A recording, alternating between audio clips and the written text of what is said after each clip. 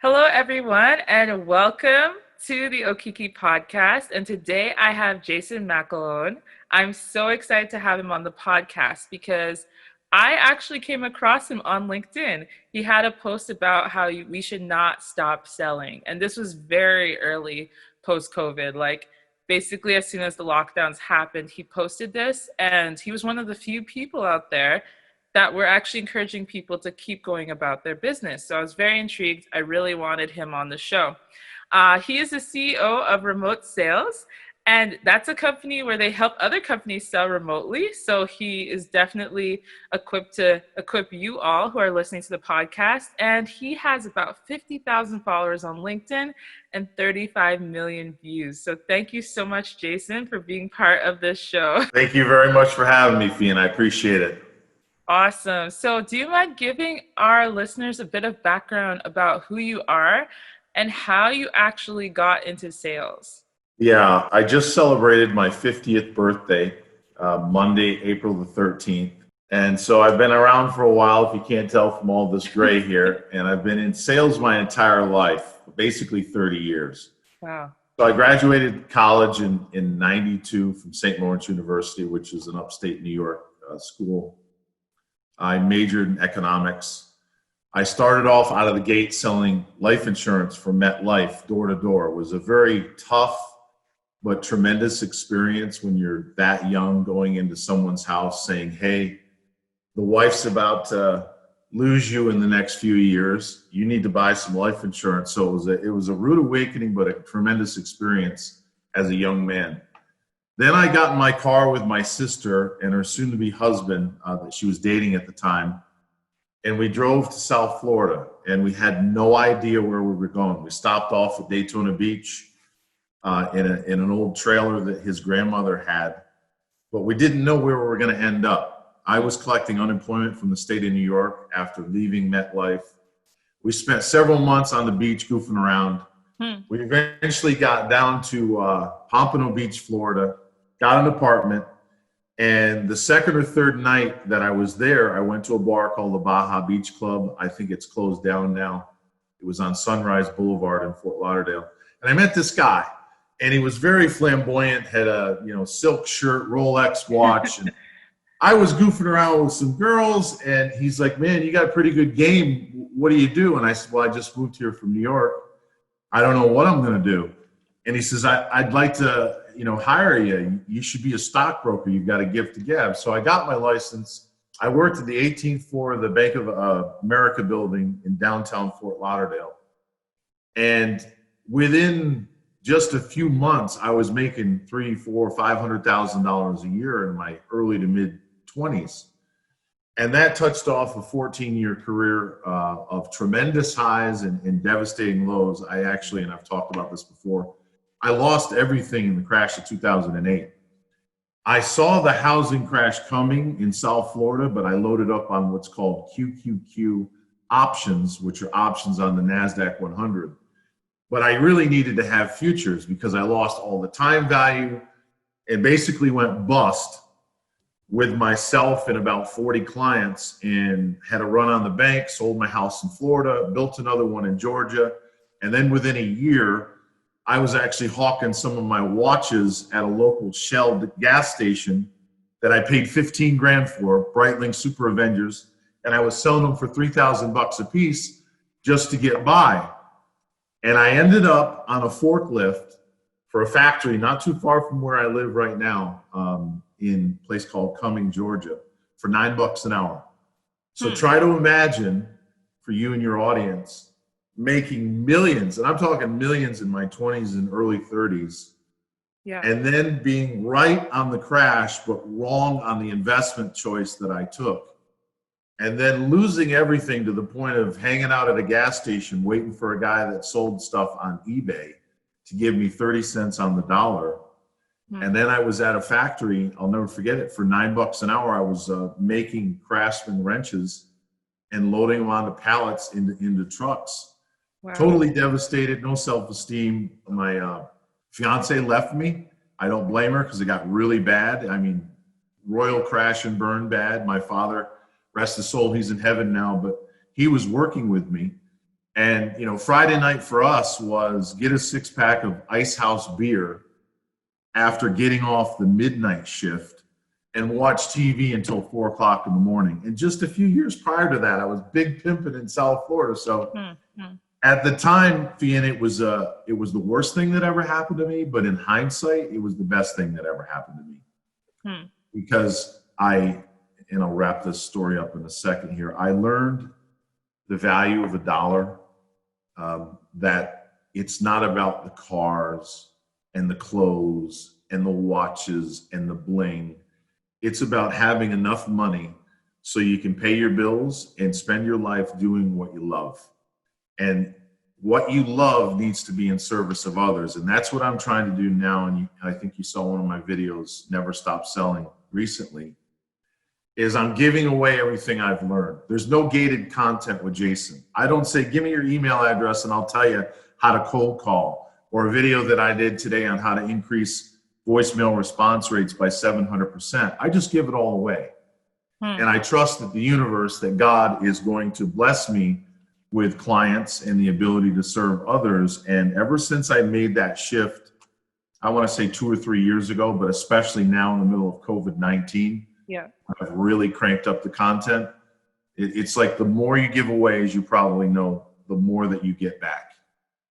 Wow, that's just so fascinating to hear.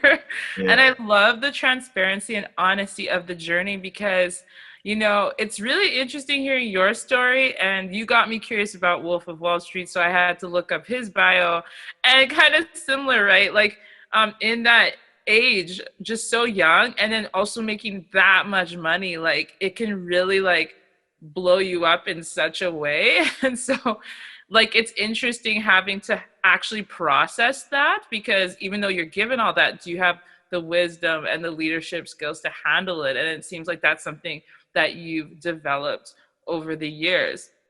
I do want to talk about even this shift that you've made now, even being a leader, even on the platform, because like you have in your bio, you do have a lot of followers and 35 million views. So when you made that shift, how long did it take for you to build that kind of audience that trusted you so much with that content that you were giving away?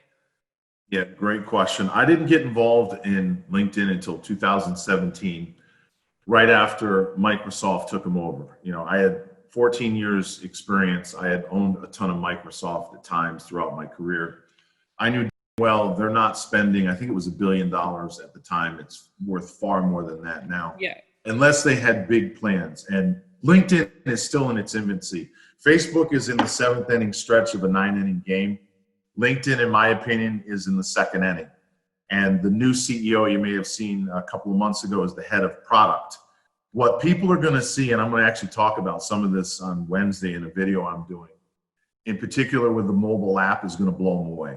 We're going to see augmented reality. We're going to see the ability to make phone calls, video calls. Basically, a lot of the stuff that you already see on Facebook is coming to LinkedIn, but it's going to be in ways that people have never even dreamed possible. And I'm super pumped about that. So I started to invest an hour a day, mostly in the beginning, engaging with other people's content. You can still build a large following of 10 or 15,000, just investing an hour or two a day in engaging in other people's content. But if you really want to go to the next level, you got to be among the 1% who create. Social media has got an interesting dynamic that 90% lurk. For example, 54% of LinkedIn hasn't even logged in for more than 3 months. Yeah. So half of the largest professional network in the planet is totally checked out, especially during COVID-19. Wow. 9% are heavily engaged. They call them the power users, and thank God for them, because if they weren't engaging in our content, there would be no social media. And then 1% create. And so my message continues to be, for everyone watching, you don't have to be the best looking in the world. I'm certainly not. You just have to talk about what you care about. People ask me, what's personal branding? It's talk about what you care about. It rhymes and it works, because what you care about tends to be why you're here.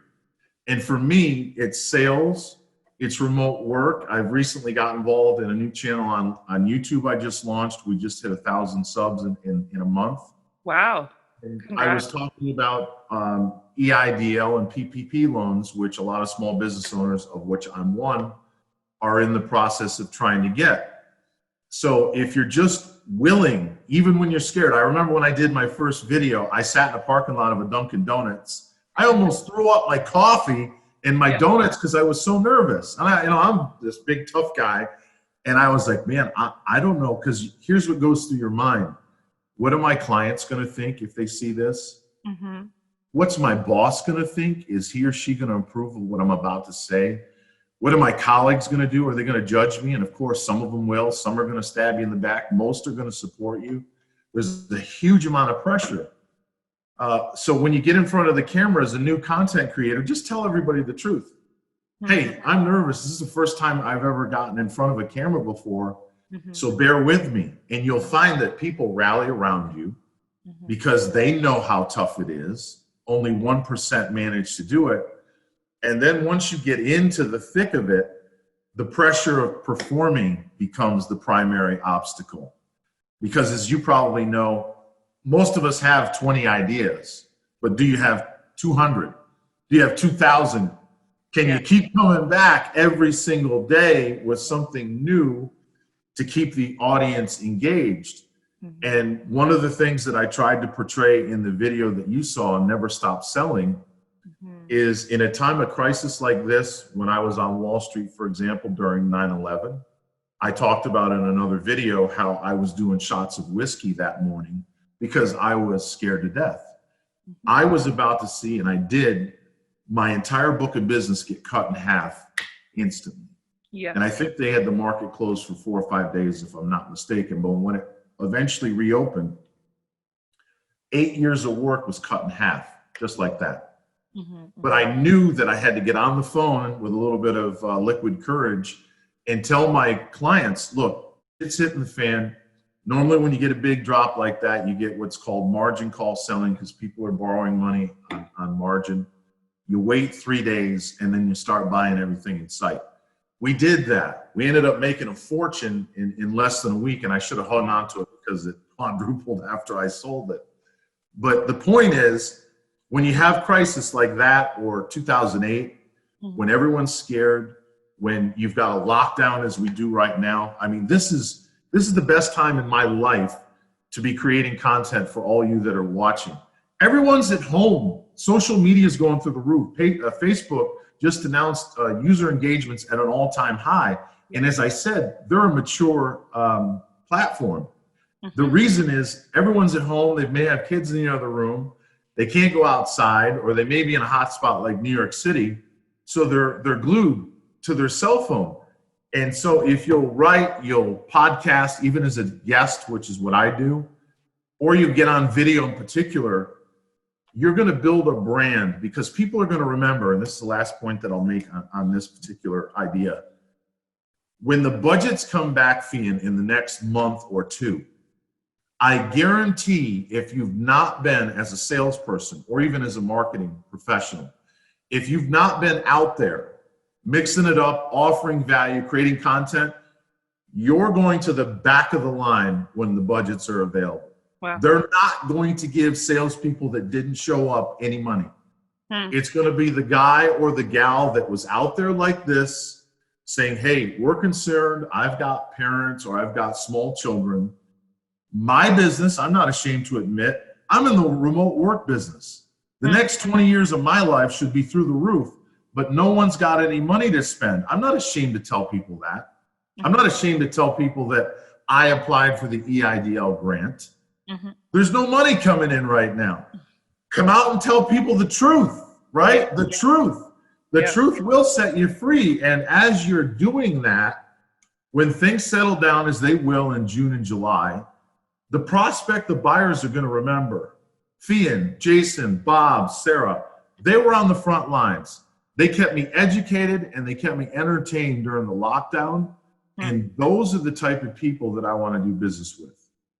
That's very, very insightful and also hopeful information, because I think that the space you're in, that's kind of how you were like, I guess, trained to think, right? Like looking at the market, what's going to happen? Let's analyze it. And I think you're right. I think in the panic of a pandemic, all people are thinking about is right now. And it's kind of like fight or flight mode. So a lot of times they don't really know, how are we moving forward, what are we going to do.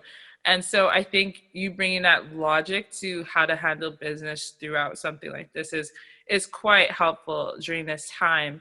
And I actually want to go back to that and a point that I believe that you can kind of bring up, and that is remote selling, work from home. Because one of the things I wanted to go back to is that story you had of 9/11, and how did you have the courage to be making these sales calls like within a short amount of time from that major event. And so I want people to hear a little bit about that story, and also your journey to even creating your own company, if that ties into that. I would love to hear that as well.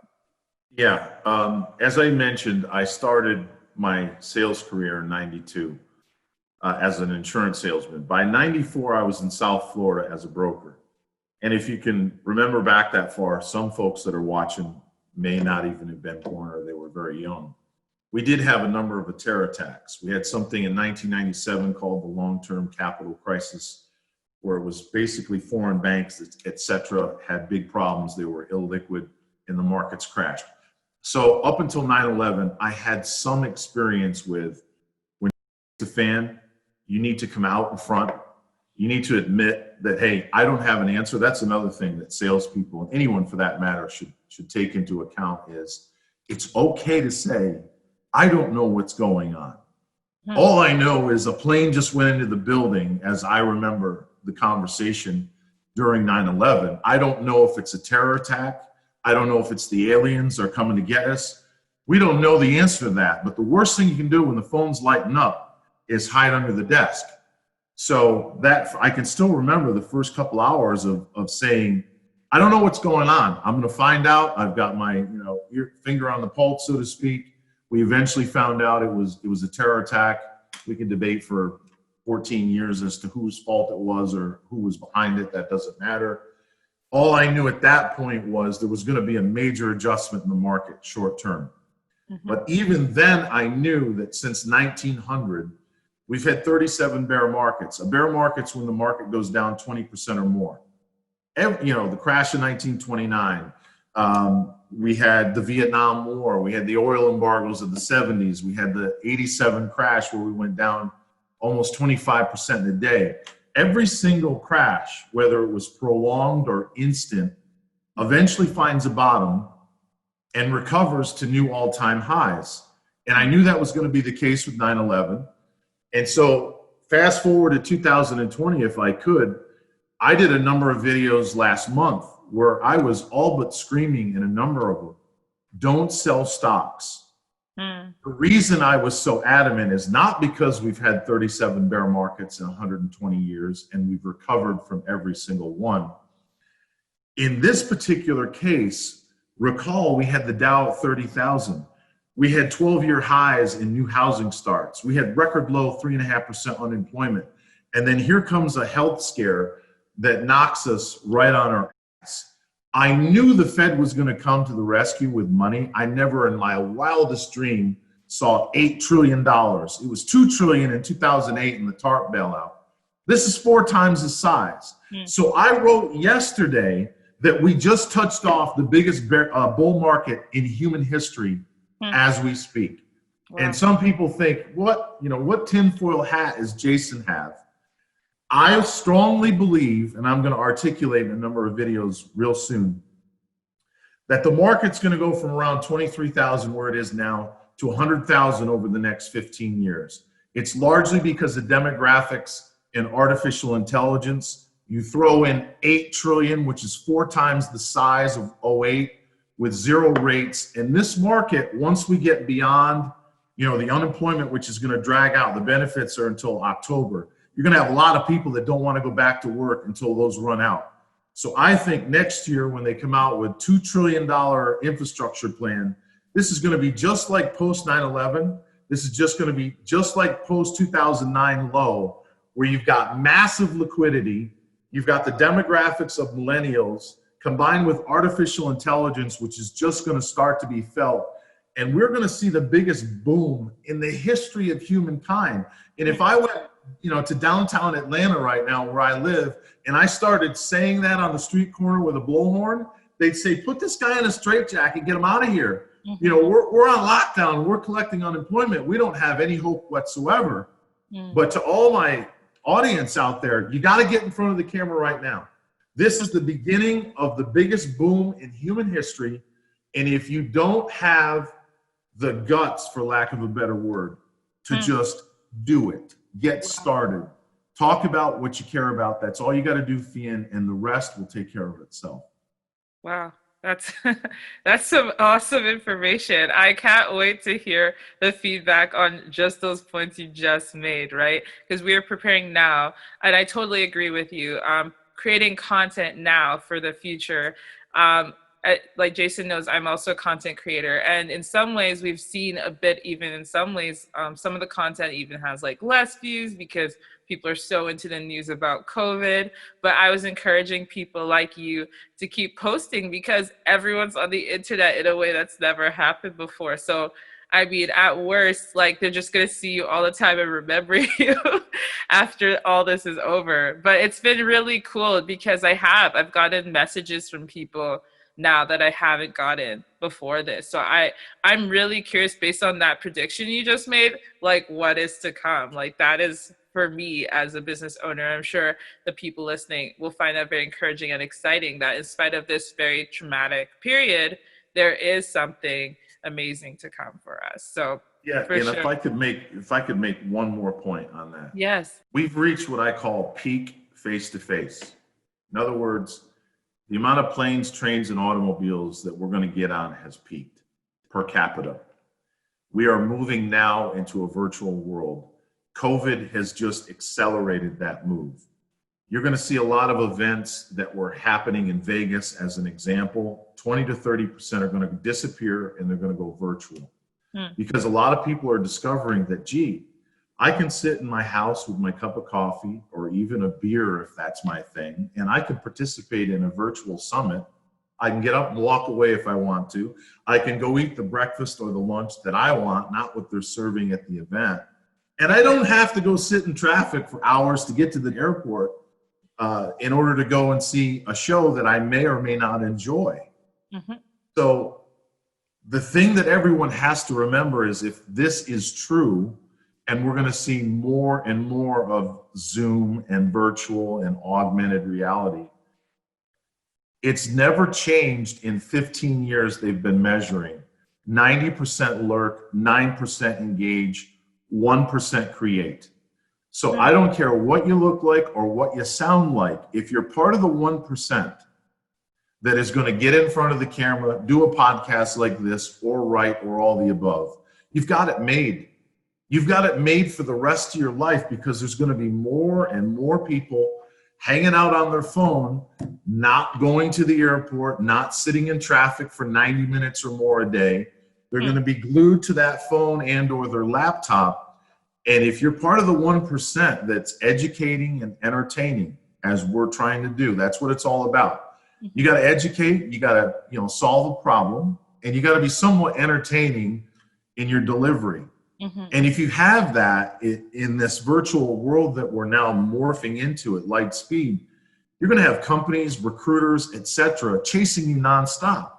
Because a few years from now, the robots are going to show up, but they're all going to be IQ, math, science, analytics. Yeah.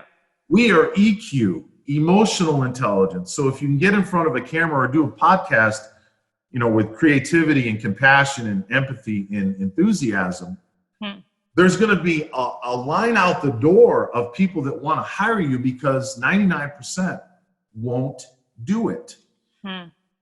Wow. Very powerful statement. And I just processing that. We have to edit some of that out, because that's really powerful and it's true. So it's always been that way, because I'm fairly new to the scene. But I knew there's the 1% on LinkedIn. I've always known that. And that's why I jumped in, because I'm like, I like creating content. If no one's doing it, like, I might as well just put myself out there. What can I lose? And like you're saying, opportunities have come because of that. And even to go back to what you said before, LinkedIn was the only platform I was actually nervous for posting content on because I'm younger. I'm like, everyone on here has more experience. Will they even take me seriously? But like you're saying, I'm really surprised who's actually reached out to me, given me like speaking opportunities, given me like work opportunities just because I'm putting myself out there, like you said. And so I do think it's really important, and it's been something I'm preaching, but it's definitely exciting to hear someone else who has so much experience also preaching that. And you've actually seen how the market has gone, and you can say, this is how things are going, guys. Like, you need to take this seriously. So Yeah, and yeah, one other things that you just reminded me of. yeah. The biggest question I often get is, well, how much money are you making? Because I'm actually close to 50 million views now because of COVID. I've done 16 videos in a month and a half, and it's millions and millions more in just a short period of time. Yeah, but how much money are you making, Jason? The answer in the middle of COVID, zero. And the reason for that is not only that budgets are on lockdown, I'm not trying to monetize right now. I'm paying it forward. So I strongly encourage, when we say 1%, that's not an ego thing. That's not the top 1% living on the house on the hill. That is simply saying that for 15 years that they've been measuring this, and you can find it on the internet if you want to look it up. It's called the 90-9-1 lurker rule. And they redo the study every year. 90% are checked out. They may watch what I'm saying once in a while, but they do not engage. Half of LinkedIn, again, is not logged in for 90 days. 9% are all over it. As soon as I put something out or you put something out, boom, there they are. And if it's not for them, we have no social media. And then 1% create. And all you got to do is go to YouTube. You'll see millions of abandoned channels. You'll see people that do 3 or 4 videos and they just disappear. Is it the haters? Maybe, but the biggest thing is the pressure to perform. You got to come up with ideas all the time. Yeah. But again, if you're willing to push the money down the road and just keep giving and giving of your success and especially your failure, your tips, your tricks, even if you're young, I cannot stress this enough. If you're in your early 20s and you've got what they call the imposter syndrome, right? How dare I think that I'm an expert? Look at Jason. He's gray as he's been around for 30 years. I can't compete against him. Yes, you can, because all these companies that like I just said, if we're going down the road into a virtual reality type environment, there are going to be hiring managers that are scouring LinkedIn, looking for talent like you. I need 20-somethings, millennials, Gen Xers, that can get in front of the camera. They'll get better over time. I just need the 1% that's willing to do it. And if you'll do it without asking for the money, no sales ask at all. Here's what I know about X. Here's what I just learned as a millennial in the middle of COVID-19. I guarantee that builds a brand. And there's going to be recruiters and CEOs like me that say, this Fiyin girl, I need to get her in here right now because we're going virtual and I can't get any of my people to get in front of the camera. She looks like a natural. Bingo. That's the opportunity that we have right now. That's awesome. No, really good information and very encouraging. Our audience will definitely get a lot of value from that.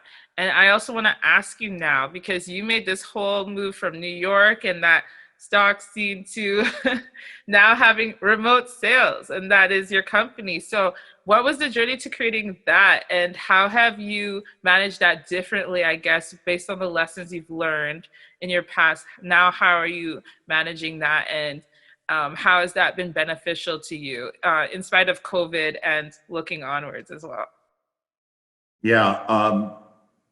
After spending a few months in Daytona Beach in the early 90s goofing around, I eventually got to Pompano, where I had an apartment for a number of years. My sister moved back to Maryland, started a family.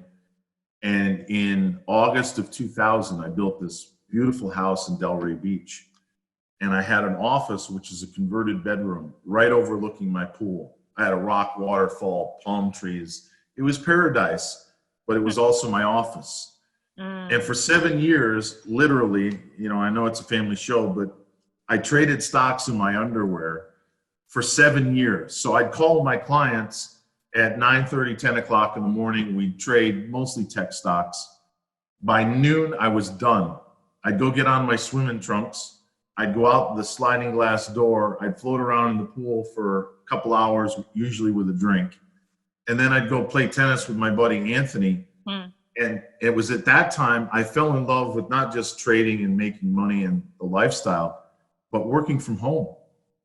So fast forward to 2019, after I'd been at my last firm for 12 years, I'd basically done everything I could do in building a lead gen operation, very successful company driving $7 billion a year in revenue for their clients. But I was burned out and I wanted something new.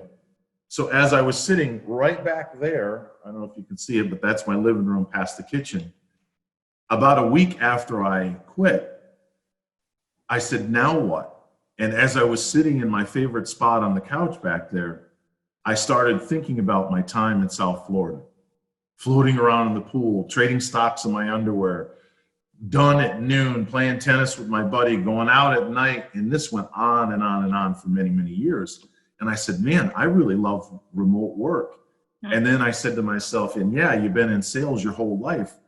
Bingo, the light goes off. I ran to register.com where I had a number of domains. I typed it in and it said for sale, 10 grand. True story. I said, oh my God, I ain't got 10 grand. I just left my job. I ended up having to use my 401k to pay my bills like everybody else that starts a business. And I mulled it over for about a week. And then there's a guy named Eddie. If you're out there watching, buddy, how are you? He lives in Miami. He owned remotesales.com. And I tried to haggle him down. He wouldn't budge an inch. Wow. And I kept thinking, it's a perfect mix, remote and sales, remote and sales. This is your life, Jason. I ended up giving him the 10,000. A couple of months after that, I bought remoteonline.com, got a heck of a deal. That's the job board that we own attached to remote sales. And the rest is history. So it was my youthful experience in Florida, the love for remote work, my passion for sales.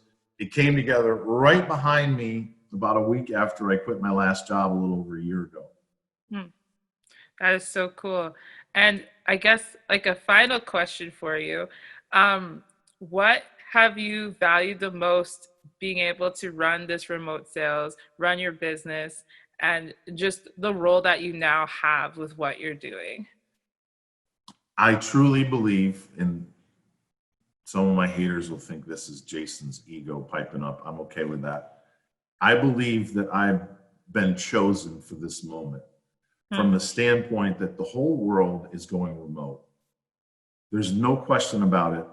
The future of work is from the home. Some will travel from one Airbnb to another. There are already companies that offer that. But the days of, Barney Rubble and get in the family car and drive 2 hours are coming to an end, and quickly. We've seen the benefits to the environment. The roads are not as congested. People have a better work-life balance. I could go on for days. But the point is, I get up every morning and I have this knowing, Fiyin, that this is what I was born to do. I had to go bust in 2008. I had to have the Almighty yank away all the stuff that I was worshiping. I used to have some wicked panic attacks back then. I haven't had panic attacks in years now because even though I have one house, I have one car, not 4 cars. I have no boats, no toys. I just have a love of people, solving problems, and creating content now.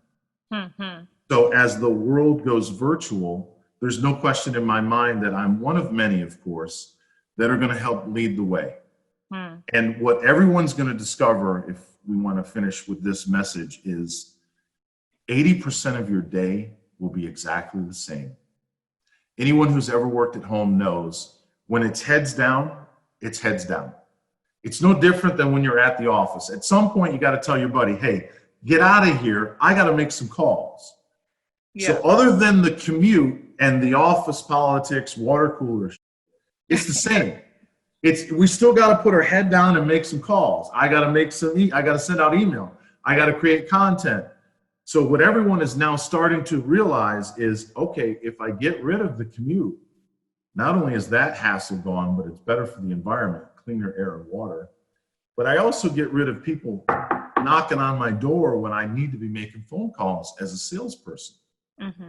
So I'm in my corner of the house. Hopefully, the pets and or the kids know not to bother you when mommy or daddy's working.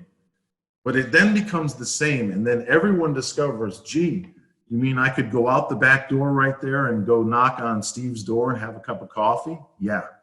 As long as you come back and play by the rules and you produce, knock yourself out. So everyone's now getting a taste of this flexibility. Hey, I can go for an afternoon run as long as I'm back and I make my calls, I send out my email, I respond to my clients' needs. There's the whole flexible work-life balance. And I think it's going to evolve, and I'm going to talk about this endlessly, to where we're only working 2 or 3 days a week by the end of this decade. AI, the robots, the machines will do a lot of the heavy lifting with math, science, analytics, etc. And it's going to be more about Fiyin, Jason, and everyone watching doing what you love. What do you love to do outside of work? You want to go plant a garden, go plant a garden. You want to be a community advocate, do that. You want to be a full-time member of your church, fine. The machines are going to help you get your job done in 20 hours, not 40 plus.